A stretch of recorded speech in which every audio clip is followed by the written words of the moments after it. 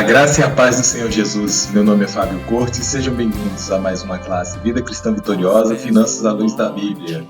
Antes de começarmos, quero convidá-los a fazer uma oração comigo.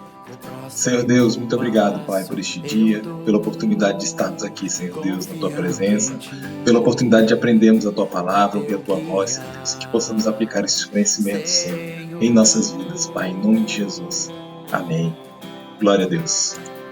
Nosso objetivo no nosso curso é mostrar a existência de princípios na palavra de Deus que, pela fé, se colocados em prática, promovem a prosperidade e a estabilidade financeira da família.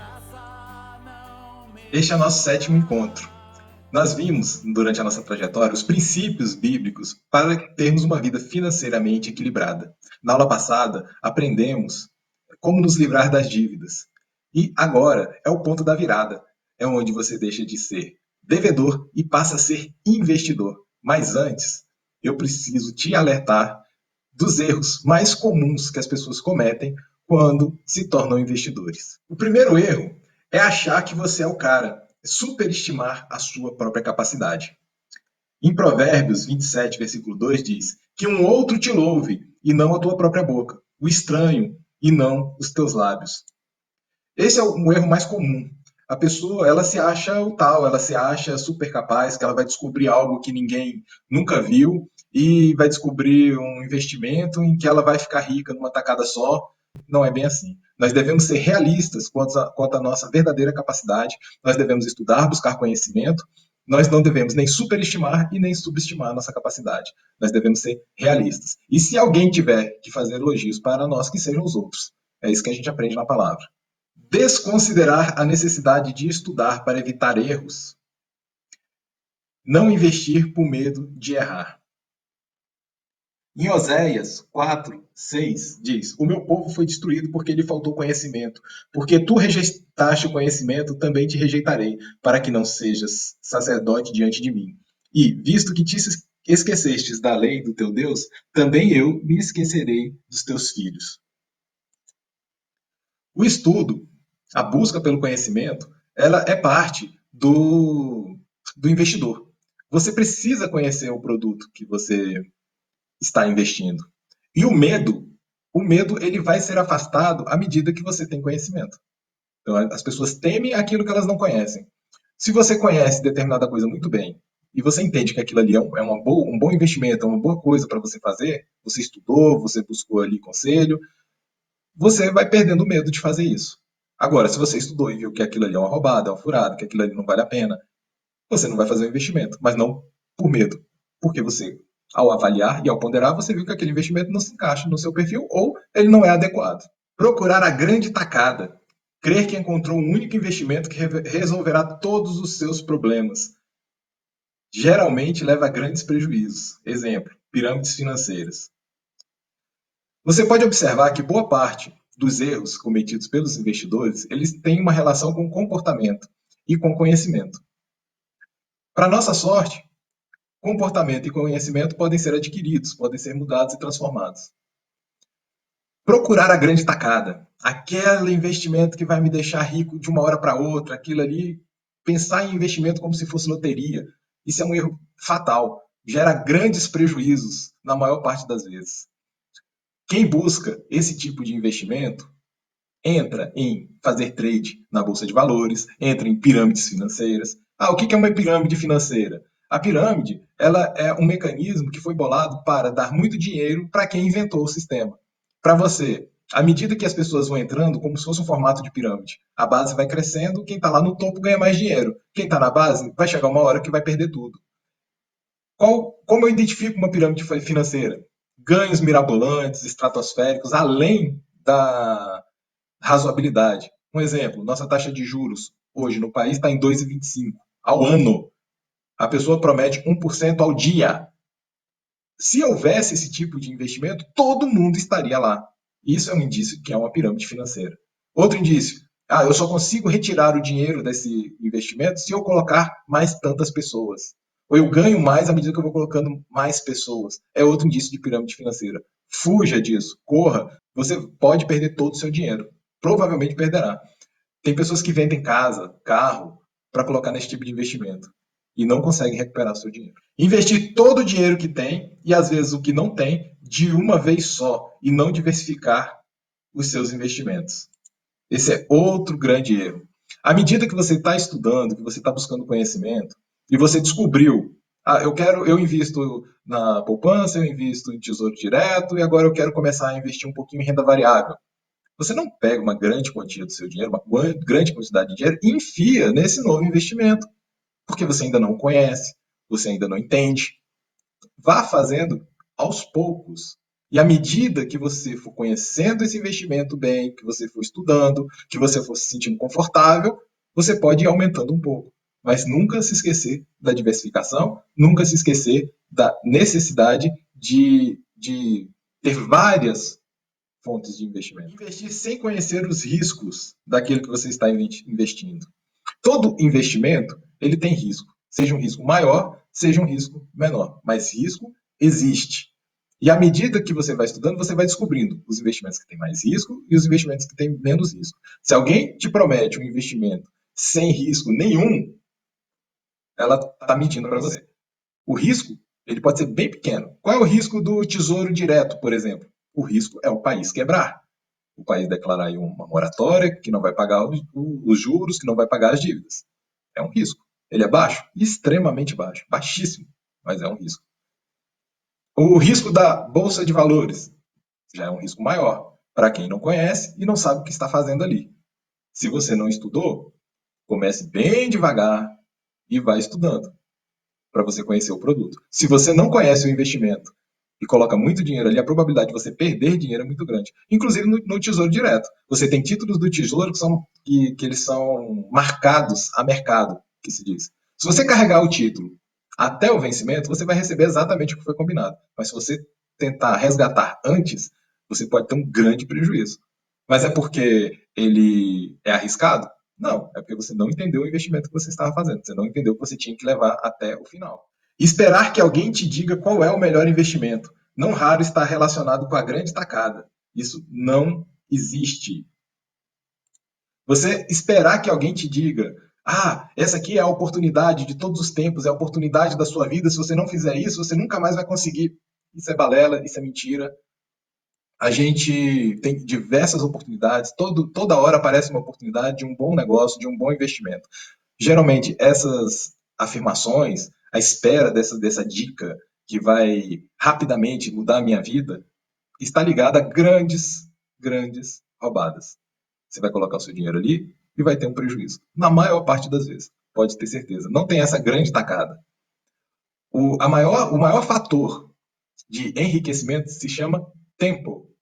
Tempo e consistência. Você vai colocar seu dinheiro investido todo mês durante muitos anos. Isso é que vai te conduzir a uma vida financeira equilibrada e com muito dinheiro. Outro erro: esperar sobrar dinheiro para investir. Não investir todos os meses. Erro gravíssimo. Se você for esperar ter dinheiro, o dinheiro sobrar para investir, vou te contar uma coisa: não vai sobrar. Você vai gastar tudo.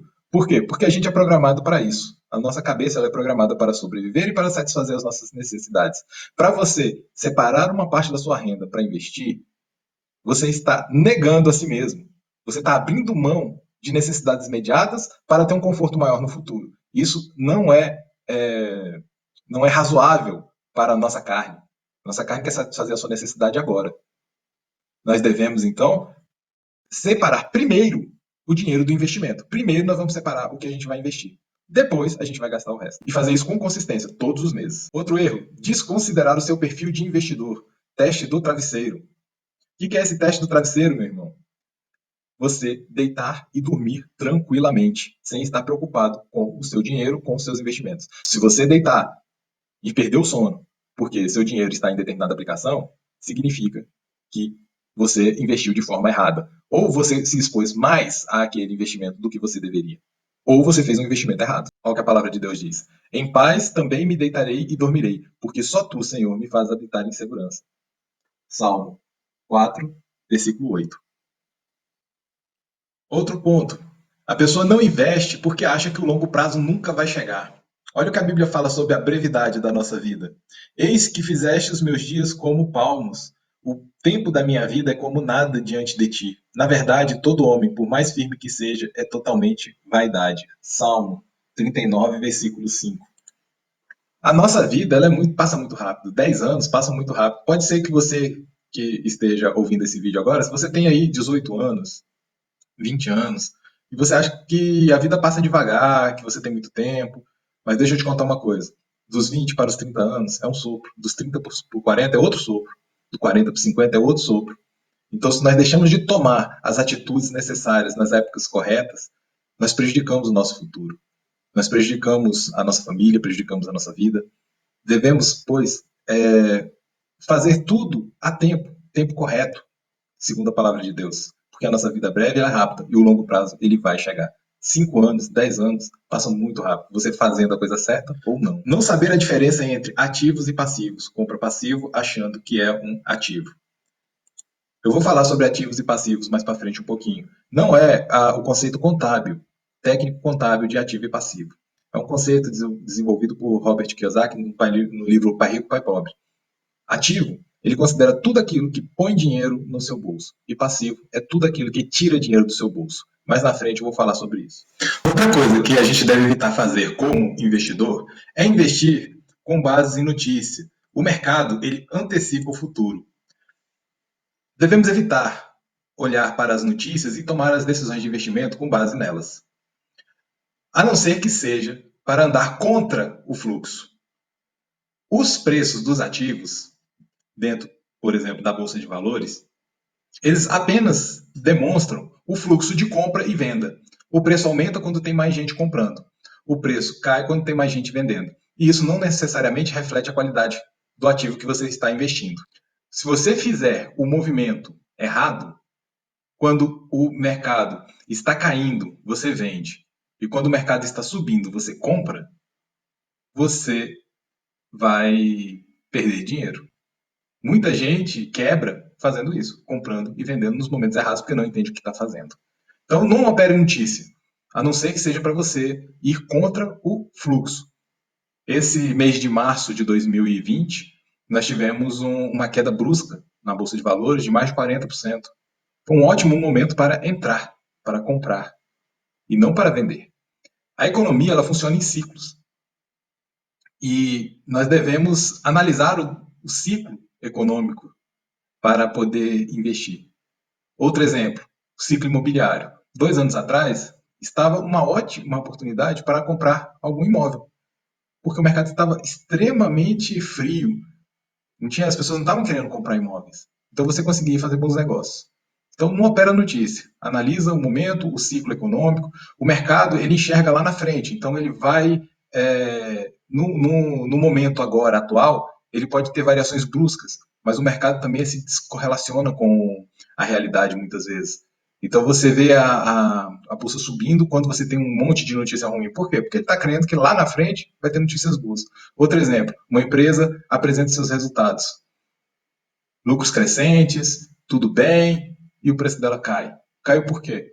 Porque o mercado antecipou esse resultado bom, superestimou esse resultado bom, não foi tão bom quanto ele gostaria e derruba o preço. Então a gente não opera notícia, a gente analisa fundamentos. Ter viés de confirmação. Olha só notícias e informações que corroboram sua tese. Provérbios 13, 18 diz: a pobreza e a afronta virão ao que rejeita a instrução, mas o que guarda a repreensão será honrado. A gente não deve procurar apenas opiniões, visões de pessoas que concordam com a nossa tese. Nós devemos estar atentos às pessoas que discordam e ver se existe fundamento naquilo que eles estão colocando, porque assim poderemos fazer melhores negócios e ter mais convicção nos nossos investimentos, tendo certeza de que estamos fazendo a coisa certa. Não saber quanto paga de taxa nos seus investimentos. Com a taxa de juros a 2,25, extremamente baixa, cada vez mais o valor que você paga nas taxas dos bancos, dos seus investimentos, ela reflete no rendimento que você recebe. Algumas operações bancárias podem até inviabilizar qualquer lucro que você tem. Você pode até estar saindo no prejuízo e não está sabendo. Então, dá uma olhadinha na planilha do seu banco e vê qual é a taxa de administração que você está pagando nos seus investimentos. Outro erro comum, investir apenas olhando para o passado. Tem uma frase dentro do mercado financeiro que rendimento passado não é garantia de rendimento futuro. Rentabilidade passada não é garantia de rentabilidade futura. Por quê? É renda variável.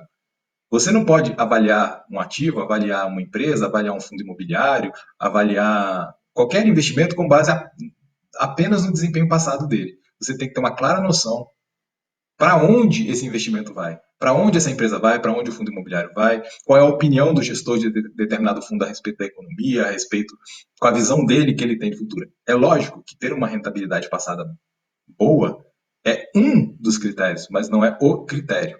Então, não basta olhar a rentabilidade passada, a gente tem que saber qual é o futuro, tem que analisar e estimar qual é o futuro daquele investimento. Não saber a diferença entre preço e valor. Mateus 13:46. E encontrando uma pérola de grande valor, foi, vendeu tudo quanto tinha e comprou-a. Preço é o que você paga, valor é o que você leva. Vamos a um exemplo esdrúxulo.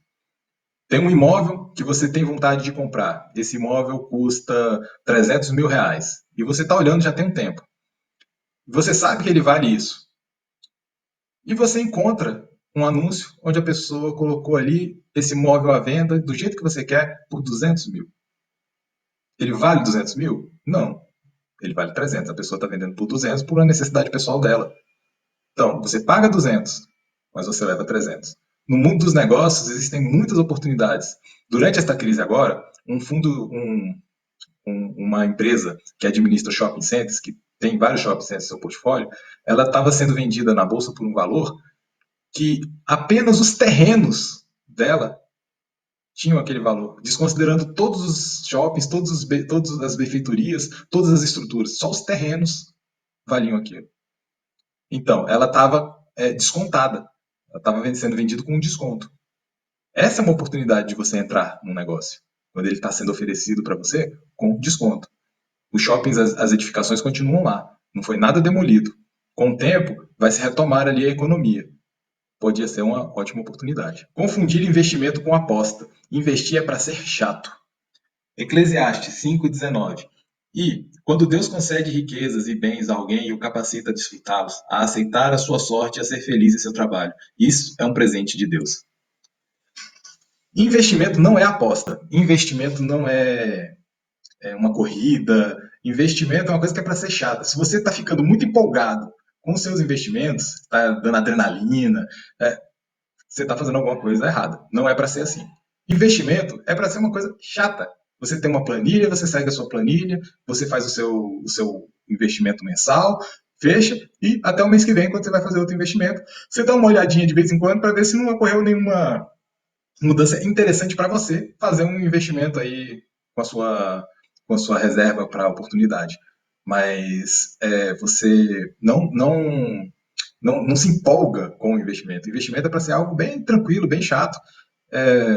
Não é uma aposta, não é uma coisa para te deixar empolgado. Esquecer dos impostos. Em Lucas 20:22, é-nos lícito dar tributo a César ou não? Jesus respondeu, disse-lhe então, dai, pois, a César o que é de César e a Deus o que é de Deus. Você pode até esquecer do governo e esquecer de pagar imposto, mas vai chegar uma hora que o governo vai te lembrar disso e vai ser mais caro, porque vai ter multa, além de ser errado. A gente deve sim pagar todos os impostos dos nossos investimentos. Outro erro grave, não começar cedo, logo, agora, já. Por quê? O tempo é a nossa potência. O tempo é o fator exponencial, é aquilo que vai alavancar seus investimentos. Quanto mais tempo você tiver, mais você vai acumular, mais você vai ter. Tempo é o fator primordial. Quanto mais cedo você começar, mais cedo você vai começar a usufruir. Fazer gestão de risco nos investimentos.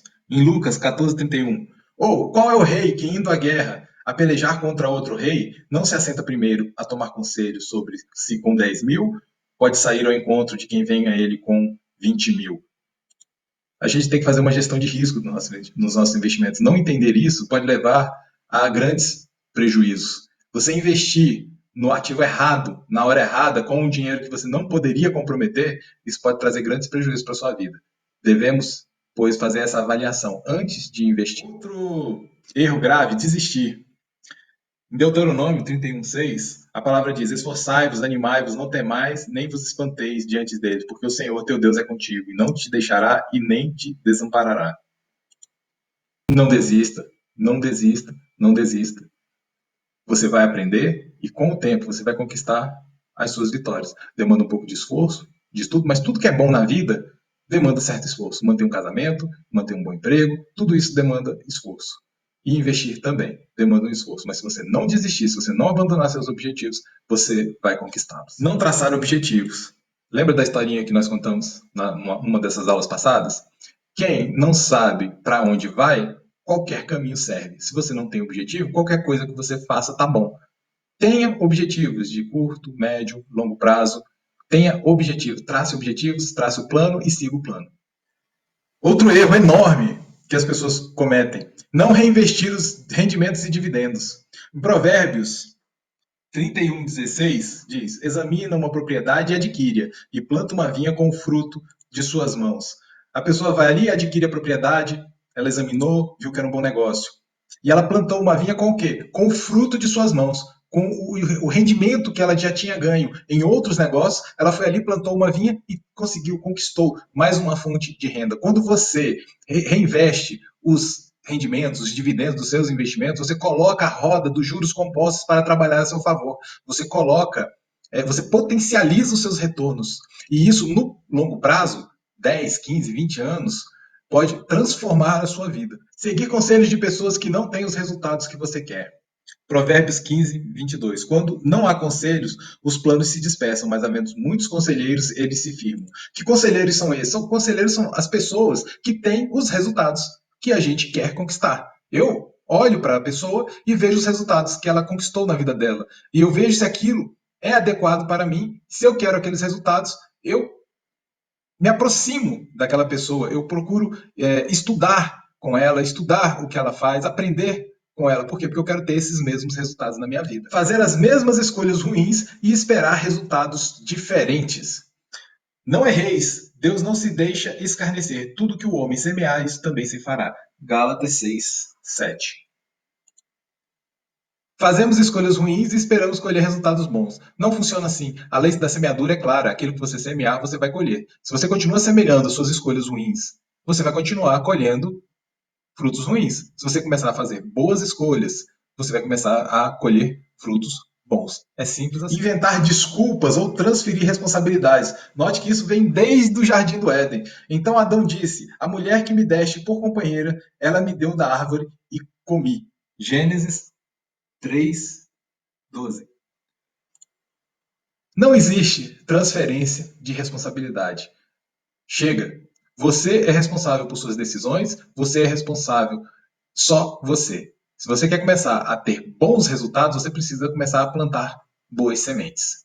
Não existe transferir essa responsabilidade para os seus pais, para o seu cônjuge, para os filhos. A responsabilidade é sua. Não existe essa transferência. É você que deve resolver essa questão, é você que deve resolver esse problema e não transferir para outras pessoas. Eu não conquisto, eu não consigo coisa porque meus pais não me ajudaram, porque a economia está ruim. Vamos procurar meios de modificar isso, de modificar essa realidade. Vamos buscar meios de conseguir superar essas dificuldades. Enquanto a gente não buscar, não assumir a responsabilidade, as coisas continuarão do jeito que. E o mais importante, erro, é não colocar Deus à frente de nossos investimentos. Toda escritura é inspirada por Deus e útil para o ensino, para a repreensão e para a correção, para a instrução na justiça, para que o homem de Deus seja apto, plenamente preparado a toda boa obra. 2 Timóteo 3:16, 17.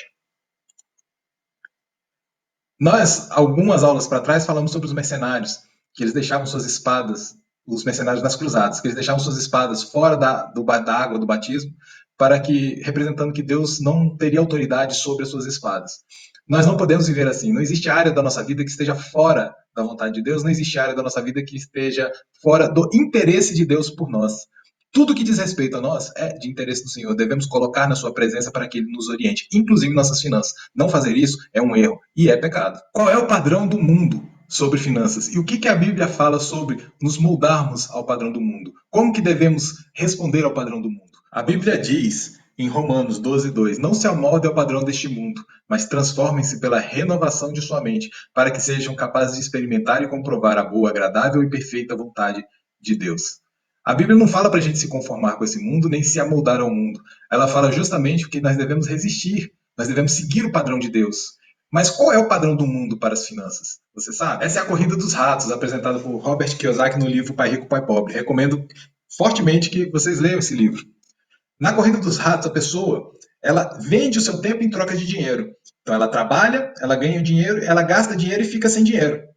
Então ela trabalha mais para poder ganhar mais, para poder gastar mais e fica sem dinheiro. Precisa trabalhar mais ainda, ganhar mais ainda, para poder gastar mais ainda e ficar sem dinheiro de novo.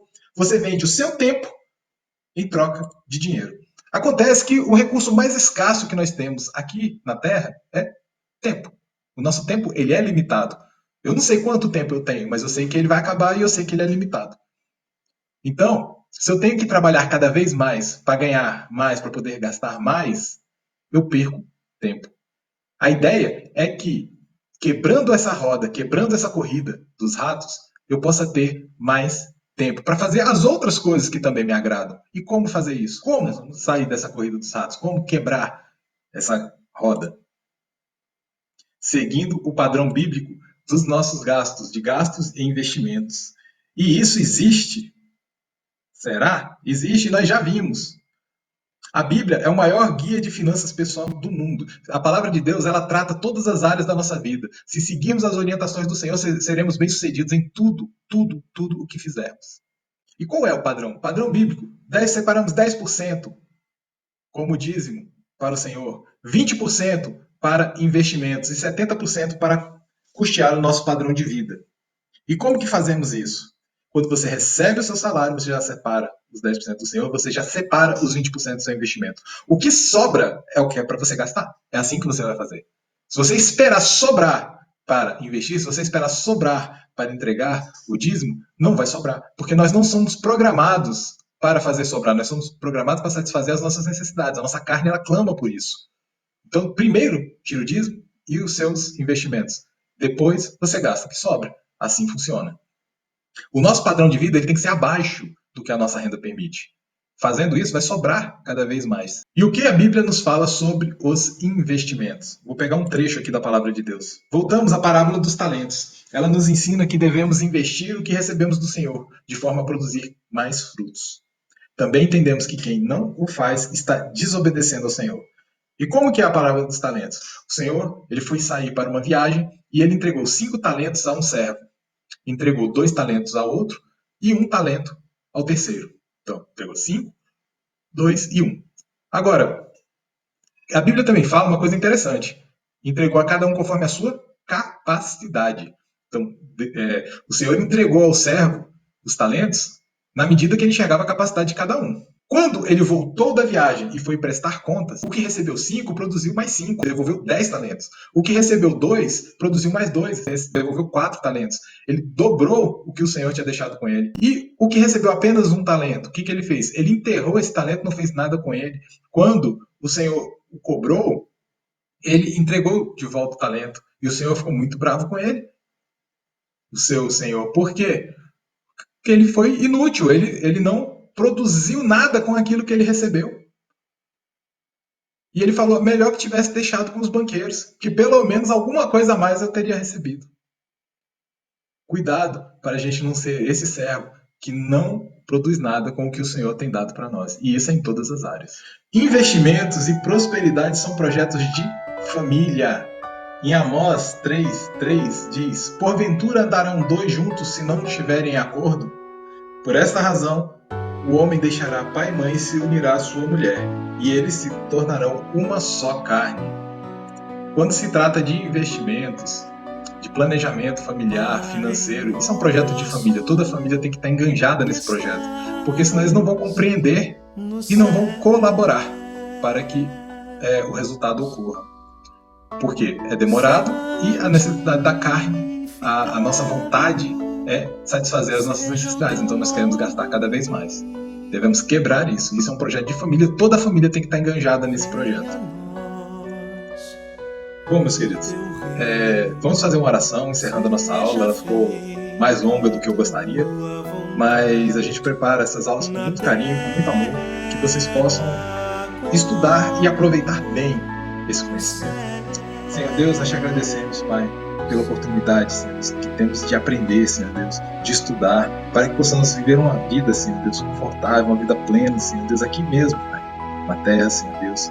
Pai, abençoa os nossos projetos, os nossos planos, ajuda-nos, Senhor Deus, a cumprir a Tua vontade e os Teus propósitos, Senhor Deus, em nossa vida, em nome de Jesus, amém. Deus abençoe, meus queridos, por hoje é só.